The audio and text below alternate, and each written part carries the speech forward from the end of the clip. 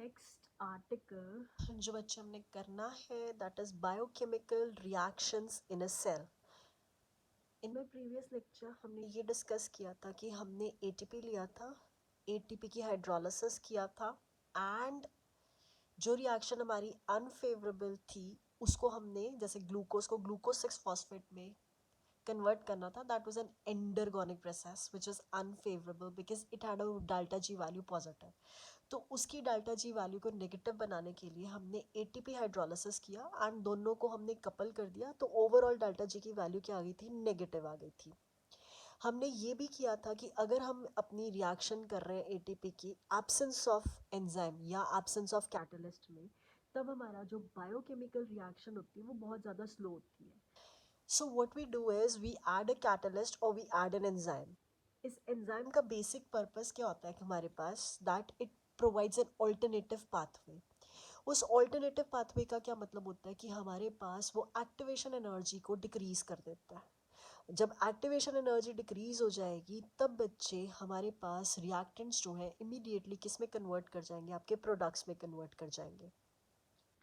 या हम क्या कह सकते हैं कि अगर आपके पास इक्विलिब्रियम रिएक्शन है, हमने ये पॉइंट भी डिस्कस किया था कि इक्विलिब्रियम रिएक्शन में जितना हमारा फॉरवर्ड डायरेक्शन में रेट जाती है उतनी बच्चे आपकी बैकवर्ड डायरेक्शन में रेट जाएगी. तो कैटलिस्ट का बेसिक पर्पस क्या होता है कि वो इक्विलिब्रियम को जल्दी पहुंचाता है, बट उस रिएक्शन में खुद इन्वॉल्व नहीं होता. At the end of the reaction वो हमें रिकवर कर जाता है. सपोज बच्चे आपके पास अगर ये रिएक्शन है, ये आपके रिएक्टेंट्स कन्वर्ट कर रहे हैं आपके प्रोडक्ट्स में, दैट मीन्स उसको पहले इतनी एनर्जी की रिक्वायरमेंट थी अगर उसमें कैटलिस्ट नहीं डाला है, बट जब हम कैटलिस्ट ऐड कर देते हैं वो ऑल्टरनेटिव पाथवे होता है. This is my new pathway, this is without a catalyst and this is with a catalyst. So जो कैटलिस्ट है उसने उसकी हाइट को डिक्रीज कर दिया, तो इमीडिएटली आपके रिएक्टेंट्स किस में कन्वर्ट कर जाएंगे, आपके प्रोडक्ट्स में कन्वर्ट कर जाएंगे. तो फ्री एनर्जी चेंज जो थी रिएक्शन की, बच्चे हमने ये बोला था कि वो पाथ के ऊपर डिपेंड नहीं करती. वो किसके ऊपर डिपेंड करती है कि आपके पास रिएक्टेंट्स की कंसंट्रेशन कितनी है, रिएक्टेंट्स की नेचर कैसी है, nature in the sense like solid, liquid, gas, और प्रोडक्ट्स कैसे फॉर्म हो रहे हैं. वो ये नहीं डिपेंड करता कि उसने कौन सा पाथ फॉलो किया. एंजाइम्स जो होते हैं बच्चे वो इक्विलिब्रियम कांस्टेंट्स को चेंज नहीं करते, बट वो सिर्फ रेट ऑफ रिएक्शन को इंक्रीज कर देंगे. So that would this what we have studied in the previous lecture. और हमने ये भी स्टडी किया था कि हमारे पास एटीपी जो है अपना एक फॉस्फेट ग्रुप जो है वो ग्लूकोज को देता है टू फॉर्म ग्लूकोज 6 फॉस्फेट.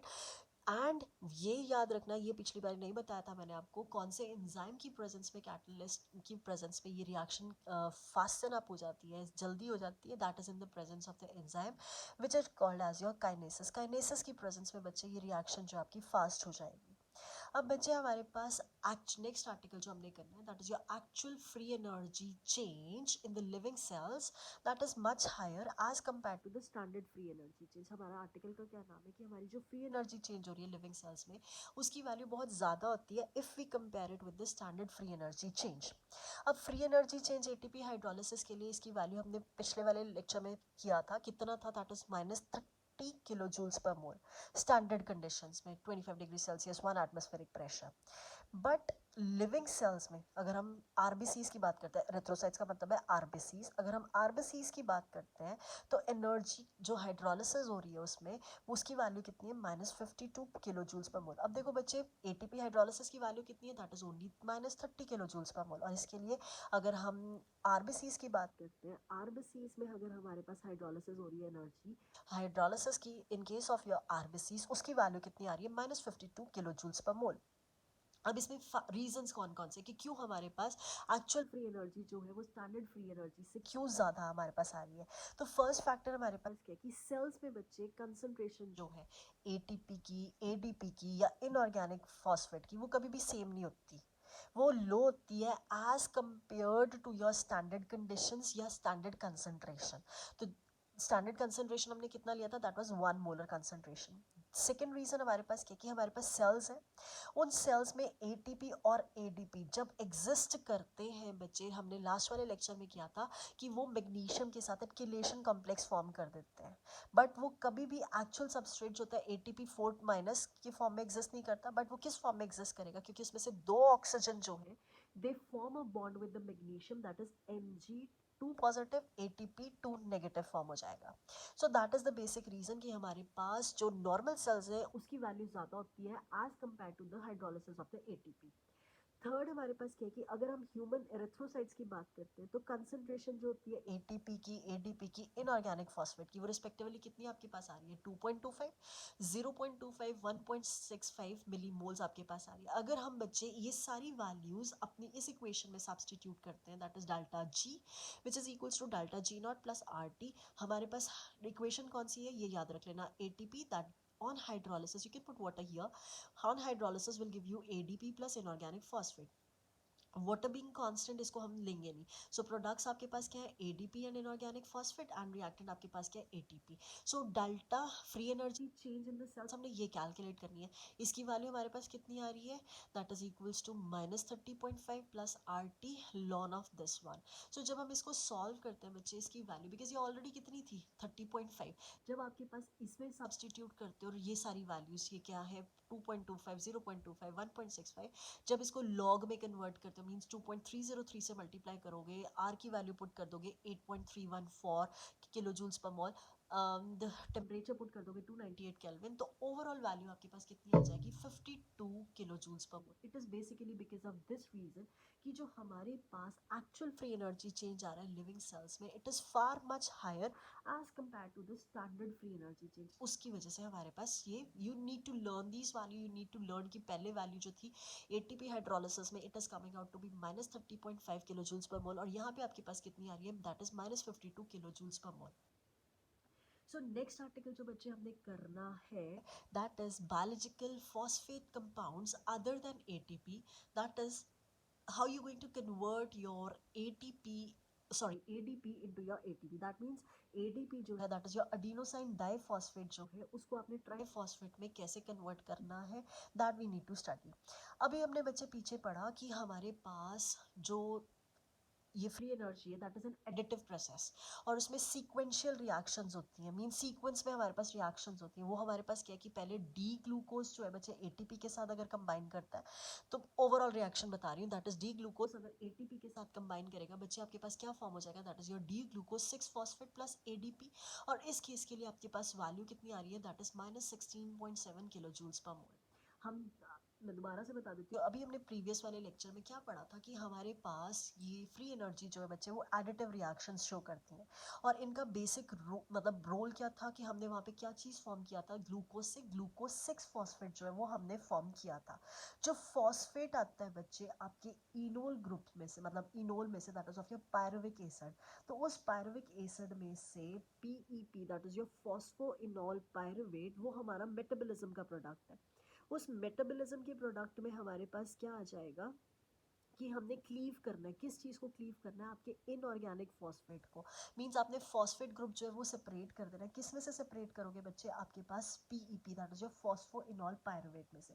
तो जब आप इसमें से फॉस्फोरस ग्रुप निकालते हो तो बच्चे उसमें बहुत ज़्यादा एनर्जी जो होती है that is generated as it is required from the, like अगर आप ADP में इनऑर्गेनिक फॉस्फेट ऐड करोगे तो ATP में उतनी एनर्जी रिक्वायर्ड नहीं होती जितनी कि हमारे पास जब आप PEP को तोड़ते हो, जब उसको क्लीव करोगे उसमें बहुत ज़्यादा एनर्जी की रिक्वायरमेंट होती है। तो उस केस के लिए आप ये पहले रिएक्शन देख लो, then it will be more clear to you. हमारे पास बच्चे this is your phosphoenol pyruvate, that is CH2 double bond C, यहाँ पे आपके पास CO2 negative and this is your OPO3 2 negative. So this is your PEP phosphoenol pyruvate. हमने इसकी hydrolysis किया बच्चे, यहाँ पे आपके पास किस चीज़ की फॉर्मेशन हो रही है? पायरुवेट। पायरुवेट का फॉर्मूला आप लर्न कर लीजिएगा, that is your CH3 C double bond O CO2 negative. इस चीज़ के लिए बच्चे आपके पास डेल्टा G की कितनी वैल्यू आ रही है? That comes out to be -14.8 kilo calories per mole, या अगर हमने इसको किलो जूल्स में किया तो -61.9 किलो जूल्स पर मोल। नेगेटिव साइन आ रहा है, that means it is an exergonic process. उसके बाद बच्चे हमने ADP लिया, ADP में हमने ये HPO42 नेगेटिव जो है वो ऐड किया, तो ADP जो है इसमें से एक फॉस्फेट निकलेगा and it will form ATP plus water आपके पास आ जाएगा। और ये जब ADP फॉस्फेट लेता है दैट इज ATP फॉर्म कर रहा है, तो उसकी वैल्यू कितनी आ रही है? That is +7.3 kilo calories per मोल। बच्चे अब इसमें कंफ्यूज मत होना, जो हमने पहले वाले लेक्चर में किया था उसमें हमने ATP की हाइड्रोलिसिस किया था, उसके आगे हमने यहाँ नेगेटिव साइन लिखा था, दैट इज -7.3 या -30.5। यहाँ पे बच्चे क्योंकि मैं ADP को इनऑर्गेनिक फॉस्फेट में ऐड कर रही हूँ तब एटीपी बन रहा है, तो उस केस के लिए क्योंकि ये उसकी रिवर्स हो गया, अगर पहला वाला प्रोसेस हमारा एक्सर्गोनिक था तो ये वाला प्रोसेस हमारा एंडरगोनिक हो जाएगा। तो इसके लिए हमारी डाल्टा जी की वैल्यू जो पहले अगर हाइड्रोलिसिस एटीपी का किया था that was an exergonic process with negative delta G की वैल्यू, इस केस के लिए वो क्या हो जाएगा, पॉजिटिव हो जाएगा। सो डाल्टा जी की कितनी वैल्यू आ जाएगी, that is plus 7.3 kilo calories per mole या 30.5 किलो जूल्स पर मोल। इसको जब आप दोनों को ऐड करोगे बच्चे, वाटर से वाटर कैंसिल हो गया, ये HPO4 नेगेटिव से HPO4 नेगेटिव कैंसिल हो गया, तो आपके पास बचा क्या, PEP फॉस्फेनॉल पायरुवेट प्लस एडीपी, उसने पायरुवेट दे दिया, एडीपी ये यहाँ से एक फॉस्फेट ग्रुप जो टूट के वो यहाँ पे लग जाएगा, एडीपी किस में कन्वर्ट कर जाएगा, आपका एटीपी में। अगर आप इन दोनों को ऐड करोगे बच्चे तो -14.8 प्लस 7.3, अगर मैं सिर्फ -14 और +7 लेती हूँ इग्नोरिंग दिस 3 एंड ऑल, सो आपके पास ये -7 के करीब आ जाएगा। सो आंसर आपके पास -7.5 किलो कैलोरीज पर मोल आ रहा है, ये -31.4 किलो जूल्स पर मोल आ रहा है, जिसको हम क्या कह सकते हैं कि हमारा ये exothermic reaction, it has become an exothermic reaction, exergonic reaction with delta G negative, तो ये हमारी favorable process जो है वो हो जाएगी। So this is how we are going to convert a non-favorable process into a favorable process. That was one thing. And here बच्चे हमने synthesize किया, ADP को अपने ATP में convert किया, तो ये आपने reaction learn करनी है कि अगर आपने अपना ATP that is your adenosine triphosphate form करना है, then आप फॉस्फोइनॉल पायरुवेट जो है उसकी हाइड्रोलिसिस करोगे। तो फॉस्फोइनॉल पायरुवेट की जब आप हाइड्रोलिसिस करते हो तो एक फॉस्फेट ग्रुप जो है वो निकल जाएगा, तो वो पायरुवेट फॉर्म कर देगा, प्लस एक फॉस्फेट आपके पास अलग आ गया in the form of HPO4 negative, then that HPO4 negative will combine with your ADP, that is your adenosine diphosphate, and ultimately that adenosine diphosphate will get converted into your ATP, and then आप उन दोनों reactions को add on कर दो and you will be getting your final product, that is your ATP plus your pyruvate आपके पास आ जाएगा with a delta G value negative, that is -7.5 kilo calories per mole या -31.4 kilo joules per मोल आपके पास आ जाएगी। Next thing बच्चे इसमें जो आपने याद रखना है दैट इज एटीपी जो है बच्चे, that is a high energy phosphate compound, और ये बच्चे हमारे पास हाई एनर्जी फॉस्फेट कंपाउंड है, तो ये आपको क्या करेगा, it serves as what, it serves as a donor of your free energy. अगर ये डोनर ऑफ फ्री एनर्जी का करता है दैट मीन्स किस किस में, ये डिफरेंट प्रोसेसेस में हम यूज़ कर सकते हैं बायोलॉजिकल सिस्टम्स में, रादर कि हमने इसको लॉन्ग टर्म के लिए यूज़ करना है, एटीपी हमारी बॉडी में सिंथेसाइज होता रहता है, तो लिविंग सेल्स में एटीपी मॉलिक्यूल्स जो है बच्चे वो कंज्यूम हो जाते हैं इमीडिएटली जैसे ही वो फॉर्म होते हैं, मीन्स जैसे खाना खाया, खाना हमारी बॉडी में रहता है कुछ टाइम के लिए until unless it is digested, but ATP जो होती है बच्चे जैसे ही फॉर्म होती है वैसे ही वो कंज्यूम हो जाती है। तो एटीपी बेसिकली अगर हम सेल्स की बात करते हैं तो सेल्स में एटीपी जो है that acts as the energy currency of the cell. इस energy currency of the cell में आप सिंपल ये वाली स्कीम देख लो, आपके पास एटीपी है, एटीपी टूट के आपको क्या दे देगी, एडीपी प्लस इनऑर्गेनिक फॉस्फेट, क्योंकि एटीपी ने एनर्जी देनी थी, वो एनर्जी हम कहाँ कहाँ पे यूज़ कर सकते हैं, मसल्स को कंट्रैक्ट करने में यूज़ कर सकते हैं, एक्टिव ट्रांसपोर्ट में यूज़ कर सकते हैं। एक्टिव ट्रांसपोर्ट का क्या मतलब होता है, जब हमने कुछ ट्रांसपोर्टेशन, या एक्टिव एंड पैसिव ट्रांसपोर्ट जब मैं आपको समझाऊंगी उसमें आपको ज़्यादा क्लियर हो जाएगा। तो एक्टिव ट्रांसपोर्ट में हम इसको यूज़ कर सकते हैं, बायोसिंथेसिस में हम इस एटीपी को यूज़ कर सकते हैं, फॉस्फोरिलेशन के प्रोसेस में हम इसको यूज़ कर सकते हैं। और एडीपी जो है बच्चे ऑक्सीडेटिव फॉस्फोरिलेशन लिखा है, ऑक्सीडेटिव फॉस्फोरिलेशन का क्या मतलब होता है कि एडीपी एक इनऑर्गेनिक फॉस्फेट कंज्यूम करेगा, और एडीपी प्लस एक फॉस्फेट कंज्यूम करने के बाद वो किस चीज़ में कन्वर्ट कर जाएगा, that it's converted into your ATP molecule. So this ADP ATP cycle जो है वो चलता रहता है, दैट मीन्स एटीपी हमारा जो है that was acting as your energy currency of the cell and that was use for the various purposes. ADP बन गया, एडीपी ने फिर से फॉस्फेट ग्रुप जो है वो उठा लिया, उठाने के बाद उसने एटीपी में जो है वो कन्वर्ट कर दिया। So that is the basic scheme which keeps on going. सो हम क्या कहते हैं कि हमारे पास ये जो एटीपी एडीपी साइकिल है ये फंडामेंटल मोड ऑफ एनर्जी है जो हमारे बायोलॉजिकल सिस्टम्स में प्रेजेंट होती है। एटीपी जो होती है, जैसे भी आपको बताया, एटीपी जैसे ही फॉर्म होती है बच्चे वैसे ही हम उसको कंज्यूम कर लेते हैं, तो एटीपी का जो टर्नओवर होता है वो बहुत ज़्यादा होता है।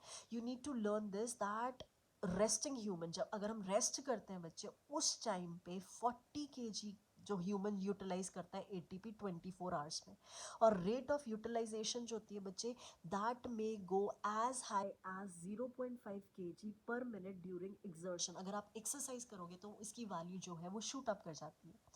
हम क्या करते हैं कि बच्चे, अगर आपके पास रिएक्शन है जिसमें एटीपी सप्लाई होती है, ये आपने याद कर लेना कि हमने क्या किया है, ADP plus inorganic phosphate that gets converted into your ATP, that is your adenosine triphosphate में हमारे पास कन्वर्ट कर जाएगी। तो हमारे पास this is one thing.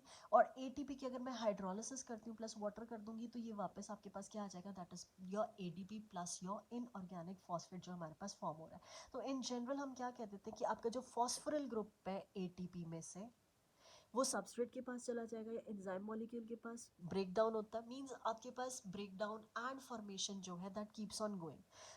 There are many other phosphorylated compounds biological system में जहाँ पे बच्चे आपके पास हाइड्रोलिसिस होती है, that is going to give you different amount of the energies. जैसे हमने किया था कि मेटाबॉलिक प्रोसेसेस होते हैं कुछ आपके पास, मेटाबॉलिक प्रोसेसेस में आपके पास दो कैटेगरीज आती हैं, one is your anabolic processes and second is your catabolic processes. तो हमारे पास कैटाबॉलिक में डिस्ट्रक्शन हो जाएगी, एनाबॉलिक में हमारे पास कंस्ट्रक्शन हो जाती है या फॉर्मेशन हमारे पास आ जाती है। वहाँ पे भी बच्चे आपके पास एटीपी मॉलिक्यूल जो है that is used, and that ATP molecule it primarily serves as a link between your catabolism and your anabolism. जिसमें ब्रेकडाउन और फॉर्मेशन है वहाँ पे बच्चे बायोलॉजिकल सिस्टम्स में एटीपी एक लिंक का काम करता है। फॉर एग्जाम्पल आपका जो फॉस्फोक्रिटेनिन भी है that is your creatinine phosphate, that is also your energy rich compound. जो वर्टिब्रेट्स, जैसे हम लोग वर्टिब्रेट्स हैं, हम वर्टिब्रेट्स क्यों कहते हैं, बिकॉज बच्चे हमारे पास ये स्पाइनल कॉर्ड नोटोकॉर्ड है, मतलब ये जो पीछे वाली रीढ़ की हड्डी जिसको बोलते हैं इन शॉर्ट, वो हमारे पास है, हम वहाँ पे मसल्स में ब्रेन में प्रेजेंट होते हैं जिसकी वजह से हम अपने आप को वर्टिब्रेट्स कहते हैं। वहाँ पे बच्चे आपके पास ये क्रेटिनिन फॉस्फेट जो होती है वो प्रेजेंट होती है। आपके पास नीचे ये टेबल दिया हुआ है that is giving the standard free energy of hydrolysis of some phosphorylated compound, जैसे पीईपी दिया हुआ है। they've given the values both in kilo joules per mole and kilo calories per मोल। जैसे इसकी -61.9 है, 14.8 है, एटीपी की है -30.5, 7.3 -9। You need not learn this, आप इसमें से एक दो वैल्यूज जो है वो रिमेंबर कर लेना। ये फॉस्फोइनॉल पायरुवेट की याद कर लो, एटीपी की याद कर लो, rest you can read it for your own purpose. हम इसको कर सकते हैं। उसके बाद बच्चे हमारे पास नेक्स्ट है कि कौन कौन से points that should be considered while carrying out the synthesis of ATP. Synthesis of ATP के लिए ऑक्सीडेटिव फॉस्फोरिलेशन होनी चाहिए, बिकॉज हमने एडीपी में इनऑर्गेनिक फॉस्फेट ऐड किया था। सो ऑक्सीडेटिव फॉस्फोरिलेशन हमारे पास है, उसमें हमारे पास क्या है कि मेजर सोर्स जो एटीपी का होता है एरोबिक ऑर्गेनिजम्स।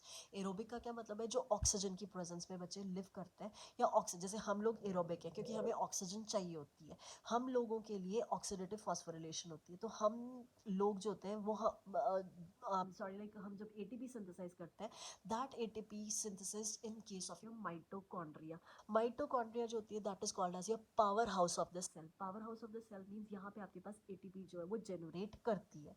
Then बच्चे next हमारे पास इसमें क्या आती है, that is your substrate level phosphorylation. अब substrate level phosphorylation में क्या है कि ATP को बच्चे हम डायरेक्टली भी सिंथेसाइज कर सकते हैं ऑक्सीडेशन से मेटाबॉलिज्म में, और हाई एनर्जी कंपाउंड्स जैसे अब हमने पीछे सिंथेसिस किया जिसमें हमने क्या किया था कि फॉस्फोइनॉल पायरुवेट लिया था, उसमें हमने उसकी जब हाइड्रोलिसिस किया तब हमने उसमें से पायरुवेट फॉर्म कर दिया था और HPO4 नेगेटिव फॉर्म किया था, फिर वो HPO4 नेगेटिव कंबाइन कर गया था आपका ADP के साथ और ATP सिंथेसाइज हो गया था। तो सेम हम इसमें ये कर सकते हैं। तो ये जो हमारे पास है that is your substrate level phosphorylation, means you are not directly synthesizing your ATP, you are using one of the molecule as your phosphoenol pyruvate जो अपना एक इनऑर्गेनिक फॉस्फेट जो है वो ब्रेक डाउन कर रहा है या फॉस्फेट ग्रुप को ब्रेक डाउन कर रहा है to form pyruvate plus phosphate, और वो फॉस्फेट फिर बच्चे आपके इनऑर्गेनिक सॉरी अडीनोसाइन डाइफॉस्फेट के साथ कंबाइन करके आपको ADP जो है वो दे देगा। तो डेजिग्नेशन सिंबल्स, मतलब डेजिग्नेशन कैसे, हाई एनर्जी फॉस्फेट बॉन्ड को ये जो सिंबल आपको दिया हुआ है just similar to that of sigma जो हमने इन हॉरिजॉन्टली लगाया हुआ है। सिग्मा अगर हमने लिखना है, मतलब this is not exactly sigma, आपने क्या किया है कर्व्स लाइंस हमने दिखा दी, this is the symbol which is used to represent the high energy bond. और हाई एनर्जी बॉन्ड जो हमारे पास है that is high energy phosphates जो होते हैं उसको हमने फॉस्फेट है तो पी के साथ लिंक कर दिया। सिंबल यूजुअली क्या इंडिकेट करता है कि groups attached to the bond when they are transferred from the acceptor to the acceptor, it results in the transfer of the large amount of the energy। अब जैसे ये है ATP है, ATP sorry ATP है, तो ATP में बच्चे आपके पास क्या है, तीन फॉस्फेट ग्रुप है, 1 2 and 3, this is your phosphate group. ये अडीनोसाइन, इसमें सिर्फ दो है, दैट मीन्स इसमें ज़्यादा एनर्जी है, इसमें कम एनर्जी है। सो ADP इनऑर्गेनिक फॉस्फेट लेता है और वो कहाँ से आ रही है, PEP से। PEP ने एक फॉस्फेट ग्रुप दे दिया, पायरुवेट अलग हो गया, ये फॉस्फेट आई, इसने ये ADP के साथ कंबाइन कर दिया, ADP plus inorganic phosphate enzyme catalyse reaction होगी, सो यहाँ पे ATP फॉर्म हो जाएगा। और ATP जो है अपना फिर फॉस्फेट दे देगी और वो फॉस्फेट ग्लूकोज के साथ कंबाइन कर जाएगी, तो आपके पास क्या फॉर्म हो जाएगा, that is your glucose 6 phosphate. So ये प्रोसेस जो है बच्चे चलता रहता है। So this is how you going to synthesize your adenosine triphosphate from your adenosine diphosphate. या तो आपका ADP इनऑर्गेनिक फॉस्फेट के साथ कंबाइन करके ATP दे देगा, या सबस्ट्रेट लेवल। अगर हमारे पास फर्स्ट वाला है उसमें आपके पास क्या है कि माइटोकॉन्ड्रिया जो जिसको हमने ऑक्सीडेटिव फॉस्फोरिलेशन बोला, तो उसमें हमने क्या कंसिडर किया है कि आपके जो माइटोकॉन्ड्रिया है they are called as the power house of the cell, और उस power house of the cell में आपके पास ATP जो है वो सिंथेसाइज हो जाएगा। और सबस्ट्रेट लेवल के लिए हमने क्या किया कि हमने कुछ फॉस्फोरिलेटेड कंपाउंड्स लिए जिसमें फॉस्फेट ग्रुप लगा होगा, उन फॉस्फोरिलेटेड कंपाउंड्स की हमने हाइड्रोलिसिस कर दिया। जब हम उन फॉस्फोरिलेटेड कंपाउंड्स की हाइड्रोलिसिस करते हैं तो उसमें से बच्चे एक फॉस्फेट ग्रुप जो है वो आपका निकल जाएगा। जब एक phosphate group that has been remove, that will combine with your ADP, that is your adenosine diphosphate, and ultimately आपका ATP जो है that will be formed. So this was about your synthesis.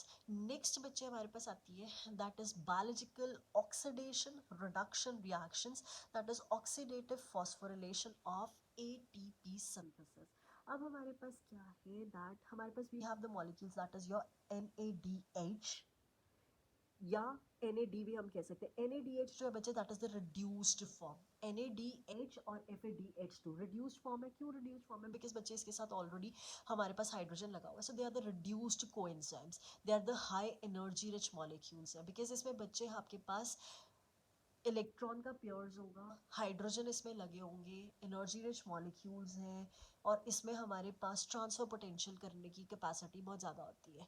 सबसे पहले देखो ये NAD पॉजिटिव क्या है, जिसमें आपके पास हाइड्रोजन नहीं लगा होगा, that is the oxidised form, और इसमें हमारे पास इसको हम क्या बोल देते हैं, that is nicotinamide. And this nicotinamide जो होती है this is your 6 membered ring with 1 nitrogen R group आपके पास है, and CONH2 group is there। ये निकोटिन अमाइड में this is the operative part of the molecule जो ऑक्सीडेशन रिडक्शन में होती है। अगर हमने इसकी रिडक्शन करनी है, reduction means addition of hydrogen and addition of electron, तो इसने एक H पॉजिटिव ले लिया और 2 इलेक्ट्रॉन्स इसने ले लिए, तो हमारे पास यहाँ पे ये इसके इलेक्ट्रॉन्स जो है बच्चे वो नाइट्रोजन के पास चले जाएंगे। अगर इसके इलेक्ट्रॉन्स नाइट्रोजन के पास गए, ये कार्बन पॉजिटिवली चार्ज हो जाएगा, इसके यहाँ पे आ जाएगा। ये अगर इलेक्ट्रॉन्स यहाँ गए तो ये पॉजिटिव हो गया। अगर ये पॉजिटिव हो जाएगा बच्चे, एक हाइड्रोजन आपके पास पहले से था, तो यहाँ पे आपके पास क्या हो जाएंगे, ये 2 इलेक्ट्रॉन्स और ये एक हाइड्रोजन जो है वो यहाँ पे आके लग जाएगा, and you will be getting the NADH, that is your reduced form, that is called as your reductant. So this is formed. So that is basically we are converting our NAD positive, which was your oxidized form, by accepting H positive and 2 electron, that has got converted into your reduced form. So हमारे पास ये reduced form में convert हो गया।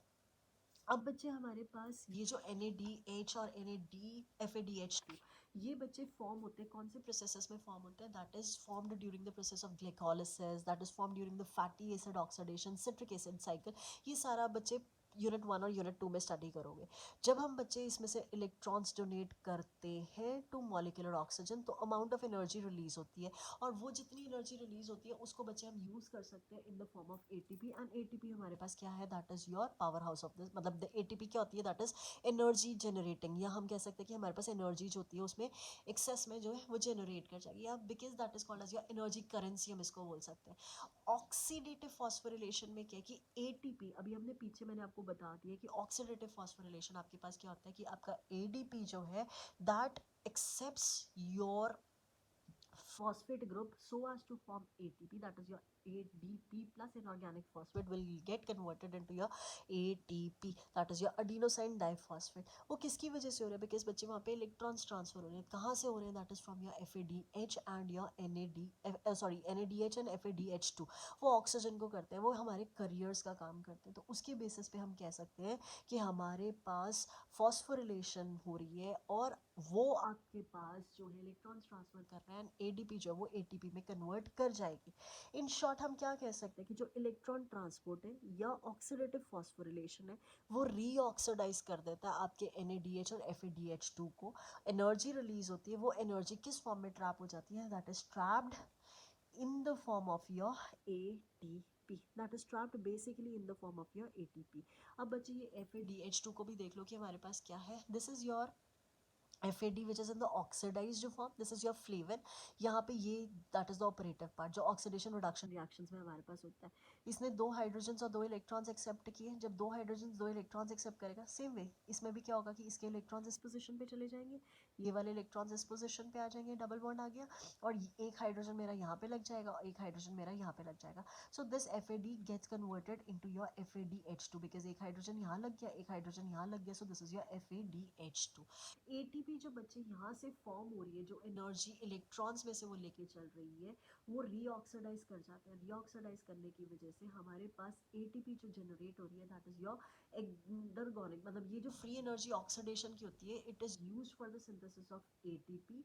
And this when it is reoxidizing, that process is your endergonic process. I'll repeat that. ATP is formed from the energy of the electrons which are released from your when coenzymes, कौन कौन से दो coenzymes थे, NADH FADH2, they are reoxidized. reoxidized का क्या मतलब है, वो दोनों अपने प्रोटॉन्स जो है वो रिमूव कर देंगे, हाइड्रोजन जो है वो रिमूव कर देगा, तो इलेक्ट्रॉन्स आपके फ्लो करने शुरू कर देंगे. कहाँ से कहाँ पे इलेक्ट्रॉन्स फ्लो करते हैं, NADH से ऑक्सीजन में. ये एक्सर्गोनिक प्रोसेस है, यहाँ पे एनर्जी रिलीज हो जाएगी. बट जो फ्री एनर्जी होगी ऑक्सीडेशन में, वो हम किसके लिए यूज़ कर सकते हैं, सिंथेसिस ऑफ ATP. और जो सिंथेसिस ऑफ ATP होगी, that will be your endergonic process, that will be your endergonic process.